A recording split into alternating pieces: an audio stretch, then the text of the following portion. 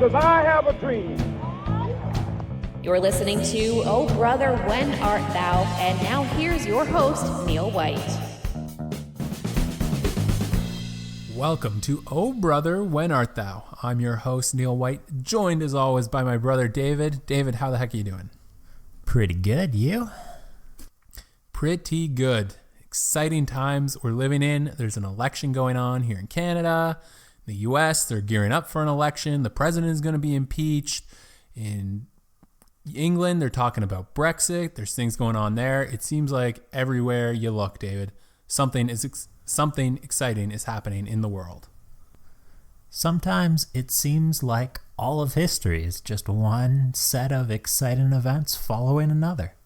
Especially if you listen to it in podcast form, because we just skip ahead to the exciting bits, which is what we're going to do right now. David, you ready to do a podcast? I might just have a story for you, Neil. All right, then I have to ask you the question that is the basis of this whole podcast. Oh, brother, when art thou? Neil, it's sometime in late September or maybe early October, 1597. And Admiral Yi Sun-sin is writing a reply to his latest orders from the king. He has been ordered to scuttle the remnants of the Korean fleet and lead his soldiers to fight as infantry on land in the defense of Seoul. He writes back a refusal, saying, "Your humble servant still commands no fewer than 12 ships. Even though our navy is small, I promise you that as long as I live, the enemy cannot despise us." They're bold words, but can he back them up? Strong words, David. I love it. You know I love a badass quote. So I am on his side already. What is happening in Korea, David? Who are the enemy? So, the enemy for Koreans in 1597 is Japan. Japan invaded Korea in 1592. There was an epic war for 4 years. In 1596, there was a ceasefire agreed to. The Japanese retreated back to just the ports where they'd launched their invasion. But then the ceasefire broke down, and now the Japanese are on the attack again, driving with their forces up the Korean peninsula. So where did they start? Did he always have just 12 ships on his side? No, at the start of the war in 1592, Admiral Yi was the new, bold commander of the majority of the Korean fleet. Hundreds of ships, a powerful fleet, starting a war where clearly the Japanese have to cross over. Japan is an island. They can't deploy their troops to Korea unless they can ship them from Japan. So the Navy was clearly going to be very important in this war. Now, Admiral Yi was not actually a sailor or an admiral by trade. He'd only been appointed an admiral in 1591, 1 year before the invasion, and he didn't have any naval experience at all before that. He'd been a senior military leader for years in various positions, but unfortunately for General Yi, as he was at the time, he was not politically very popular. His family were politically important in the court, but not winning the political battles that were going on at the time. So multiple times he was stripped of various prestigious commands that he held because he had enemies at court who liked to do that, liked to take things away from him when they could. But then eventually, because he was a competent soldier and because he did still have some connections at court, he would get reappointed somewhere else. And after a few different rounds of this happening, they just appointed him to the Navy because it was out of the way at the time. nobody thought it was very important, so it wouldn't be as contentious a position for him to be in as one of the more prominent cavalry kind of roles that were, the good spots. But when they made him an admiral, he took it seriously, and he really threw himself all in to learning how to be a sailor. He started designing his own ships and his own ship types personally to build better warships than the Korean Navy had ever had. Just because he was being thrown out of the way didn't mean that he didn't treat this as just as important as any other command he could have gotten. All right, so they demoted him or put him aside by sending him to the Navy, but that's not going to stop General Yi. He is going to make the best of it and to make the best of being in the Navy. I like that, David. I like that sort of gumption. I'm really on board with this guy so far. So just 1 year after he gets put into the Navy, he now has to fight a war against Japan. He now has to fight a war, and in the opening campaigns, he proves to be, in a word, brilliant. He is clearly the best admiral that either side has.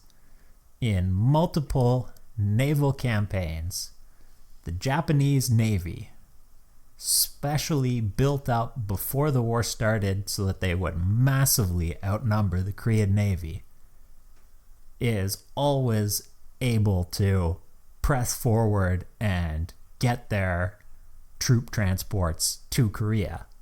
But in battle after battle, Yi manages to pick off small isolated elements of the fleet or unescorted transports and destroy them, ship after ship, never losing a single ship of his own, but destroying over the years hundreds of Japanese ships, becoming such a thorn in their side that the Japanese begin launching special missions just to take him out, and every one of those missions fails.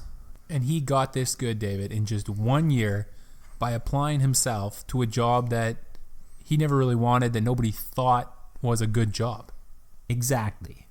So you would think that everybody would love him and it would be like, great, let's have him be our admiral all the time and not worry about it. Yeah, it sounds like he should be a national hero. But actually, to the Korean high command of the time, to the king especially, there's an issue. And the issue is that their armies on land keep on getting crushed. In battle after battle, their land troops are no match for the Japanese samurai and the Japanese musketeers, who are all experienced, battle-hardened warriors.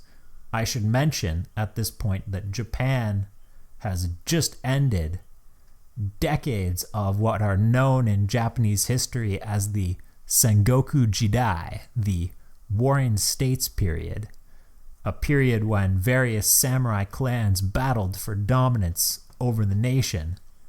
And so the Japanese have an overabundance of extremely experienced troops that the Koreans just can't match.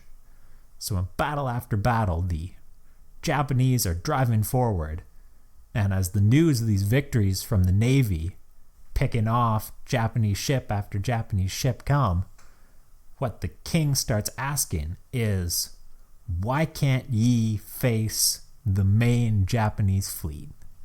Why can't he just stop these transports instead of just nibbling around the edges? Okay, David, I'll take the bait. Why can't he? Well, the issue here is the massive overmatch between the size of the navies. Yi has better ships. He has personally designed the turtle ship, as the Koreans call it, a ship that is both maneuverable yet also very heavily built so that it is very difficult to sink, and covered over with a deck on top to protect its crew from Japanese archers, that is also, and this is the important bit, built with very heavy, powerful cannon that no one else in Northeast Asia of the time can match. And these are one of the keys to his success. He designed this ship and he uses it very well to sink Japanese ships at range, while the Japanese train to board, to put their troops onto enemy ships and seize them, and they can't match these cannon-based tactics. Their only hope is to try and rush the Korean ships with a much larger number of ships, and then get some of their ships to get through just through sheer numbers. But because he always avoids a main action and always keeps his maneuverability, they never get their chance.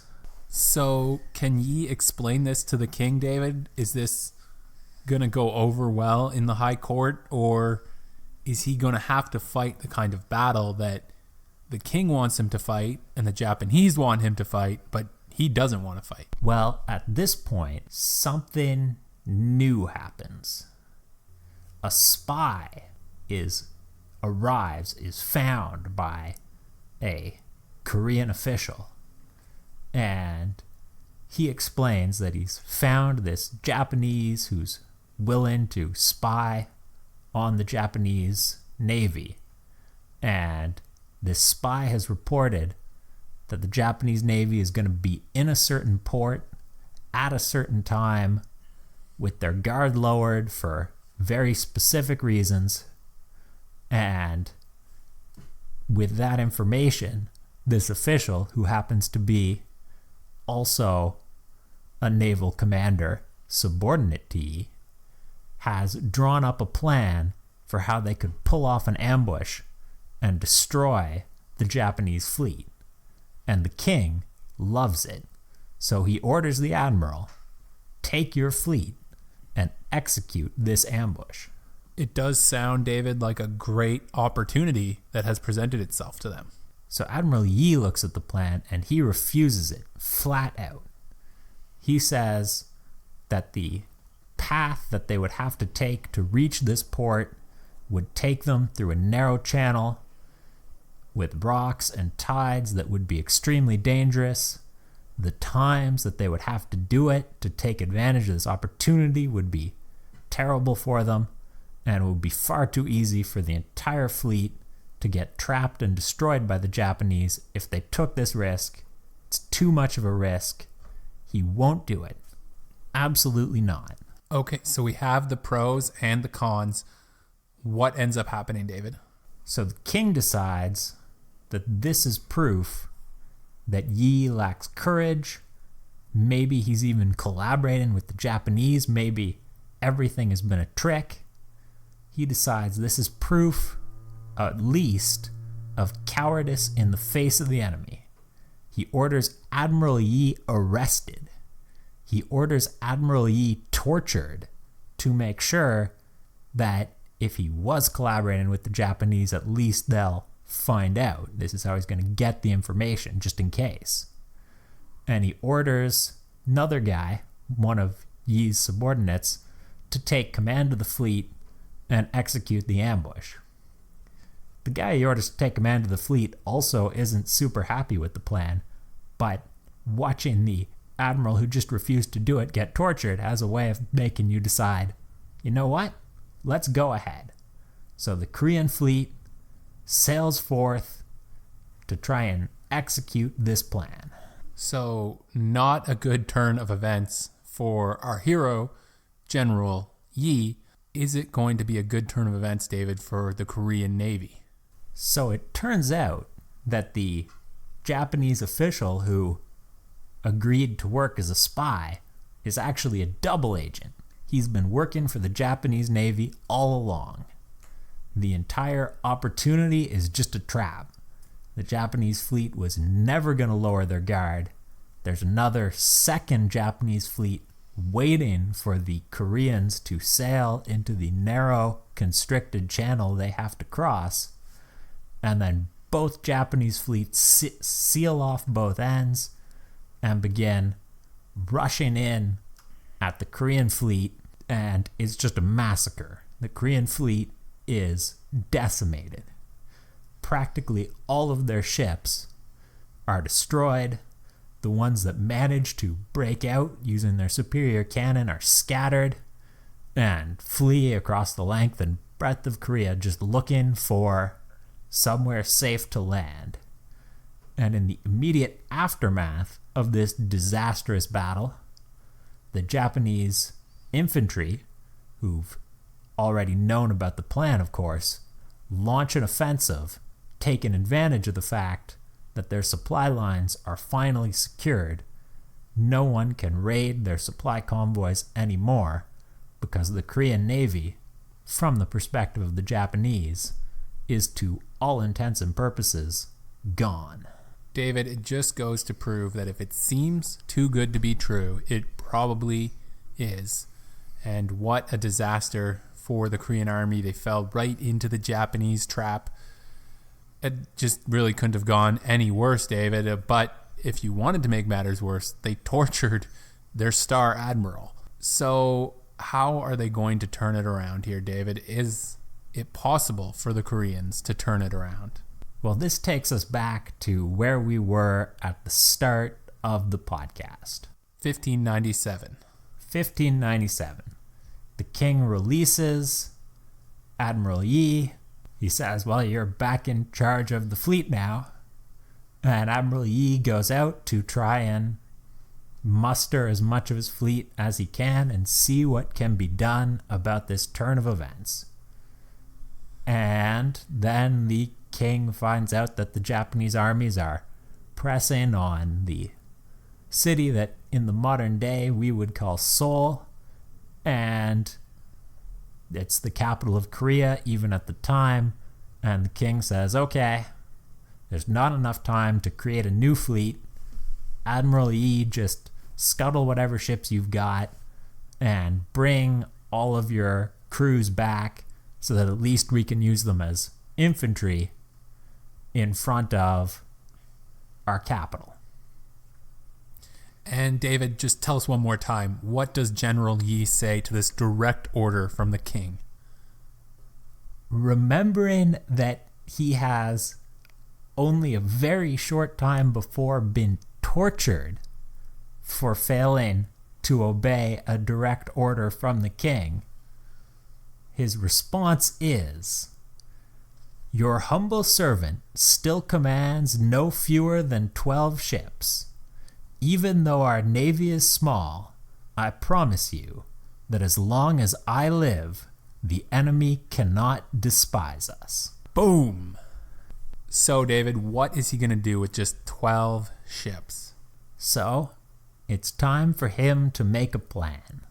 And his old plan of convoy raiding that he was doing before he left command of the Navy is not going to work with just 12 ships. But the situation's changed for the Japanese too. Now they need to supply their troops in this all-important push on Seoul. And to do it, they want to transfer their ships all the way around the Korean peninsula to the other side of the peninsula, because that will get them closer to the city and allow them to deliver supplies to the fighting troops near the front line, which is what they need to do. So Admiral Yi realizes that on this long journey, there's multiple spots where they're going to want to sail close to shore in places where he can intercept them. So he draws up a plan, carefully weighing all the options. He draws up a plan that takes very specific use of the currents of the constricted channels that abound in the Korean coastal waters, and of the capabilities of all of the ships, all of which he knows. Because he designed them. Well, this is a fun bit. He personally designed the turtle ship. Every single turtle ship, which used to be his favorite famous ships and were spectacular designs for the 1590s, by the way, anywhere in the world. But every one of those has been sunk because they were in the vanguard of the fleet when it got ambushed. But he still knows every Korean warship by this point, front to back, top to bottom. Just shows off his work habit, David, and how much good work he did after becoming the admiral. He has learned the details across 5 long years of war, and that is going to pay off now because he knows that his advantage is in fighting at range with the cannon that the Japanese just can't match. And by cunningly using his knowledge of where the Japanese are going to want to go, how they're going to get there, and the tides, he's able to pick an ambush spot where the Japanese can only come on in small numbers because it's a constricted channel, so they can't go around him or sail all their ships at him at once. They have to come on one after another, but again have to come on slowly because of the tides and the prevailing winds.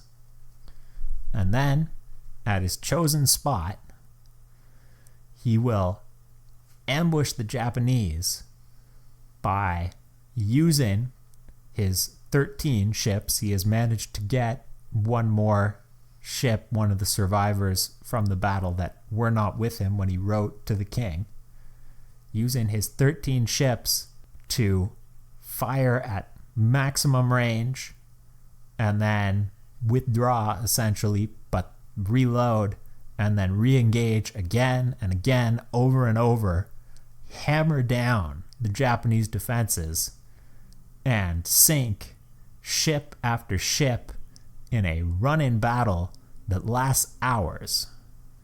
And at the end of it,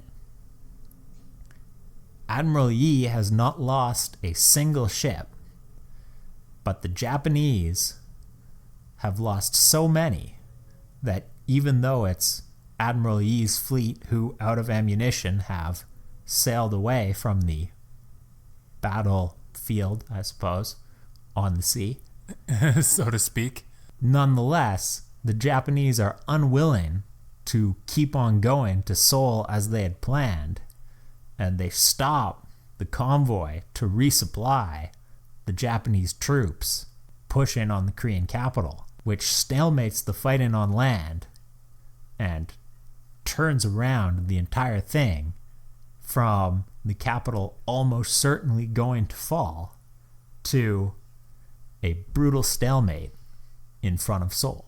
A huge victory, David, for the Koreans, and all thanks to the cunning and the knowledge of Admiral Yi, who not that long before they were torturing, thinking he was a Japanese double agent or some such thing. Do we know, David, how many ships the Japanese lost? So we have Admiral Yi's diary, actually, as one of our sources on his life, and he claimed in the aftermath of the battle to have sunk 30 Japanese ships. So more than twice as many ships as they even had in their entire fleet. Just 13, he sank 30 Japanese ships without losing one of those 13. He definitely sank at least 30 Japanese ships. We don't have reliable records from the Japanese fleet, which wasn't a modern fleet in the way we know it and didn't necessarily raise ships ways we would be used to, but some modern naval historians think he may have sunk more than 30, but he definitely sunk at least 30 ships with only 13 of his own and without losing a single one. What a huge victory, David. Give us the wrap up here. How does the war end? So, I didn't mention it, but already by this point, China has allied with Korea. And later on in the war, the Chinese are able to deploy large numbers of troops to aid the Koreans, which drives the Japanese back.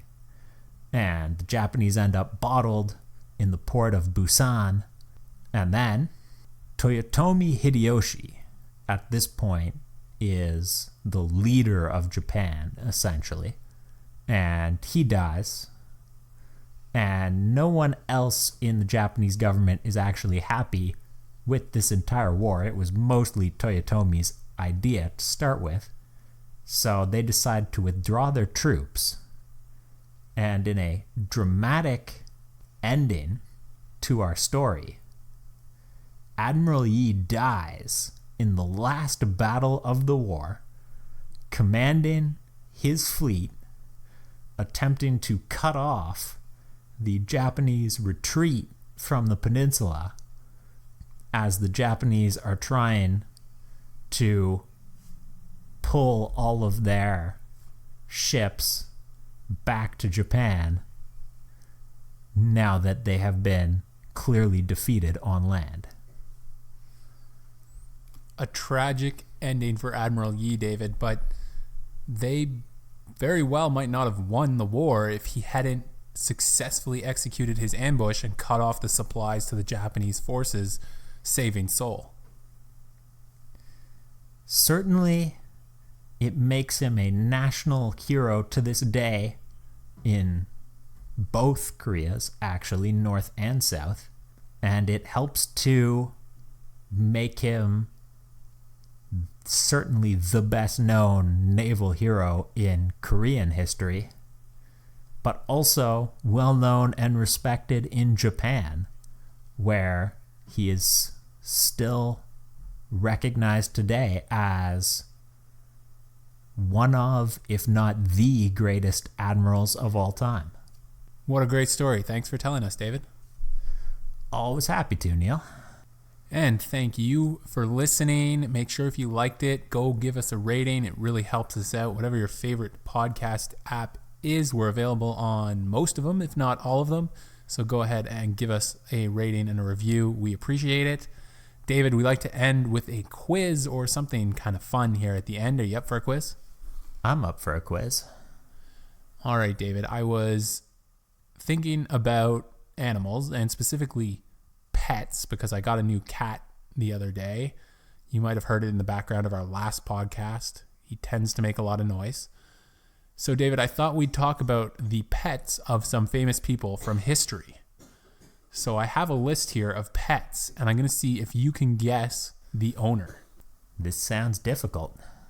It's quite difficult. I don't think you're going to do very well. All right, our first one, David. A sheepdog named Martha. A sheepdog named Martha. Yes. It belonged to a very famous British, should I say the occupation? I'll say a very famous British musician. Whew. British musician who owned a sheepdog named Martha. Perhaps I'll guess Arthur Sullivan.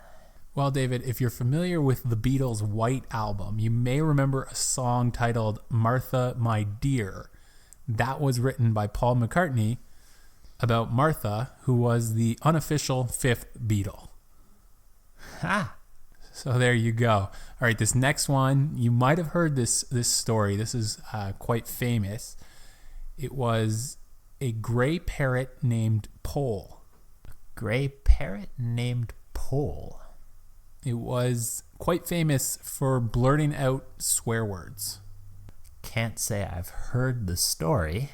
Trying to think of historical figures who would be likely to own a parrot. And swear a lot. And swear a lot. No one springs to mind. Is he a pirate? Is this Blackbeard's parrot? A good guess, David. This actually belonged to President Andrew Jackson. So not that far off from a pirate. All right, David. Another fairly famous one here, I think. A Pekingese dog named Looty. Another dog, and this one also belonged to a Brit. Huh. Looty. Not great taste in naming pets, if nothing else. I got nothing. Well, this belonged to Queen Victoria, who was a great lover of dogs. And this particular dog, the Pekingese named Looty, was gifted to her by Captain Hart Dunn of the 99th Regiment during the Second Opium War. They actually took it from the Summer Palace in Beijing after they stormed it. So this was a fairly well-traveled dog, David. Came all the way from Beijing to live in another palace with Queen Victoria. A bit of loot named Looty. Exactly. All right, David, this is my favorite one. An ocelot named Babu. Ocelot. Yeah, a little bit strange, belonged to an artist who was himself perhaps a little bit strange. Those artists. Well, I've got no idea. I'll guess Pablo Picasso. A good choice, David, and Pablo Picasso also famously a great animal lover, but the ocelot belonged to Salvador Dali. And Babu was one of the few living creatures that Dali seemed to genuinely care about, even though Babu was barely tame and tended to frighten passersby, which I love, this barely tame pet so-called animal, Babu. All right, David, we're going to go way back in time for our last question here. A lion named Slayer of Foes. Great name for a lion.